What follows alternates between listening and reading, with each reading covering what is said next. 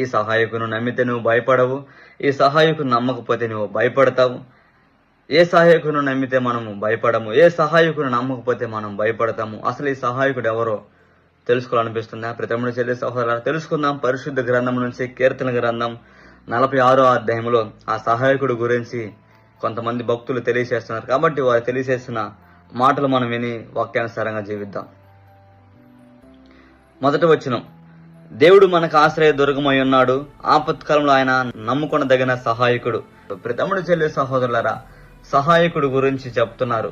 ఆ సహాయకుడు ఎవరో కాదు, ప్రభు అయిన యేసుక్రీస్తు ప్రభు గురించి వారు తెలియజేస్తున్నారు. ఆపత్కాలంలో నమ్మదగిన సహాయకుడు. ఆయన నమ్మినట్లయితే మనం భయపడము, ఆయన నమ్మినట్లయితే మనము ఓడిపోము, ఆయన నమ్మినట్లయితే మనం నీరుగారిపోము, ఆయన నమ్మినట్లయితే మనకి ఆపత్కాలంలో సహాయం చేసే దేవుడు ఆయన మన పక్షముగా ఉంటే మనం భయపడము అని వారు భక్తులు తెలియజేస్తున్నారు.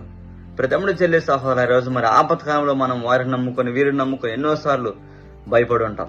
ఇప్పుడు కానీ భయపడుతున్నాం, ఈ రోజు కానీ భయపడుతున్నాం, ఈ నిమిషం కానీ భయపడుతున్నాం. ఇది జరిగిద్దా జరగదా, వారి నుంచి ఈ కార్యం జరుగుతుందా జరగదా, వాళ్ళు ఇస్తారా ఇవ్వరా, వీళ్ళు ఇస్తారా ఇవ్వరా, ఏదో ఒకటి సహాయం మనకు దొరకట్లేదని మనం భయపడుతున్నాం ప్రతి నిమిషం. అయితే ఆపత్కాలంలో నమ్మదగిన సహాయకుడు, ఆయన నమ్మినట్లయితే మనం ఎన్నటికీ భయపడము. ఎలా భయపడమంట వారు అదిగాని తెలియజేస్తున్నారు. 2-3 వచనాలు చూసినట్లయితే, కావున భూమి మార్పు నొందును, నడి సముద్రంలో పర్వతములు మునిగినను, వాటి జలములు ఘోషించును, త్వరగా కట్టినను, ఆ పొంగునకు పర్వతంలో కదిలను, మనము భయపడము.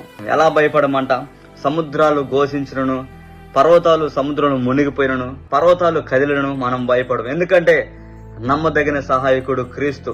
ఆయన నమ్మినట్లయితే ఆయన ఖచ్చితంగా నమ్మకాన్ని నిలబెట్టి సహాయం చేసే దేవుడు, ఆపత్తు కాలంలో సహాయం చేసే దేవుడు ఆయన ప్రభు యేసుక్రీస్తు ప్రభు అని వారు తెలియజేస్తున్నారు. ప్రతిముడు చెల్లి సహోదరులారా, నోవాహు మాట ఇచ్చాడు, నేను నిన్ను రక్షిస్తా, ఓడ నిర్మించుకో అని.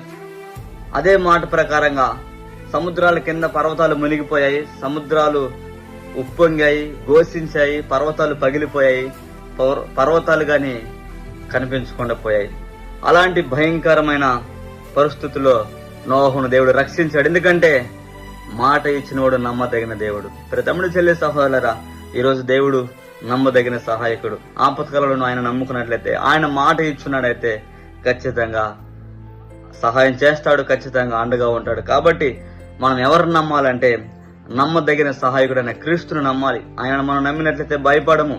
పరిస్థితులు ఎలా ఉన్నా సరే మనము భయపడము, కానీ దేవుడు మనకు సహాయం చేసేవాడుగా ఉన్నాడని తెలియజేస్తున్నాం. ప్రతిముడు చెల్లి సహోదరులారా, అబ్రహాముకు మాట ఇచ్చాడు, నేను నీకు సంతానం ఇస్తానని వాగ్దానం ఇచ్చాడు, నెరవేర్చాడు, సహాయం చేశాడు. నోవాహుకు సహాయం చేశాడు, దావీదుకు సహాయం చేశాడు, యేసేపుకు సహాయం చేశాడు. అంటే ప్రతి ఒక్కరికి దేవుడు సహాయం చేసేవాడుగా ఉన్నాడు. అయితే ఆయన నమ్మదగిన సహాయకుడని నువ్వు ఆయన దగ్గర ఉన్నట్లయితే, ఆయన వైపు నువ్వు చూసినట్లయితే, ఆయన వైపు నువ్వు చేతులు ఎత్తినట్లయితే, ఆయన పైన నమ్మకం ఉంచినట్లయితే ఆయన నమ్మదగిన సహాయకుడు. ఎలా అయినా సరే ఆయన నీకు సహాయం చేసే దేవుడుగా ఉన్నాడు. ప్రతిముడు చెల్లి సహోదరులారా, 146వ కీర్తనలో 5, 6, 7 వచనాలు కానీ మనం చూసినట్లయితే, ఎవరికి యాకోబు దేవుడు సహాయకుడు అగును, ఎవడు తన దేవుడని యెహోవా మీద ఆశ పెట్టుకును వాడు ధన్యుడు. ఎవరైతే యెహోవా మీద ఆశ పెట్టుకుని ఆయన సహాయం కోరతారో వారికి దేవుడు సహాయం చేసేవాడుగా ఉన్నాడు, వారిని ధన్యులుగా మార్చే దేవుడుగా ఉన్నాడు. 6వ వచనం, ఆయన ఆకాశం భూమిని సముద్రమును దానిలోని సర్వమును సృజించిన వాడు, ఆయన ఎన్నడూ మాట తప్పనివాడు. సముద్రాలు ఘోషించిన, పర్వతాలు పగిలిపోయినా, మెట్టెలు దద్దరిల్లినా నీకిస్తానన్న వాగ్దానం ఇచ్చేవాడు, నిన్ను నడిపించాలన్న మార్గం నడిపించేవాడు, నీకు సహాయం చేసేవాడు, నీకు అండగా ఉండేవాడు, నీకు తోడుండేవాడు, నిన్ను దీవించేవాడుగా ఉన్నాడు. ప్రతిముడు చెల్లి సహోదరులారా, మనుషులపై ఆధారపడి ఉంటావు, ఇన్ని రోజులు సహాయాన్ని కోల్పోయి ఉంటావు. ఈరోజు దేవుడి దగ్గరికి రా. ఆయన నమ్మదగిన సహాయకుడు. నమ్ముకునే ఎడల ఆయన నమ్మకాన్ని వమ్ము చేయడు. నమ్మువానికి సమస్తం సాధ్యమే. అయితే మరి ఎవరిని నమ్మాలి? క్రీస్తుని నమ్మాలి. దేవుడు సహాయం చేసే దేవుడిని నమ్మాలి. సర్వ సృష్టికర్తను నమ్మాలి. సర్వము సృష్టించిన వాడు ఆయనే. ఆయన మాట నమ్మినట్లయితే, ఆయన దగ్గర నువ్వు చేరినట్లయితే ఆపత్కాలంలో ఆయన సహాయం చేసి నీకు తోడుండేవాడుగా ఉన్నాడు.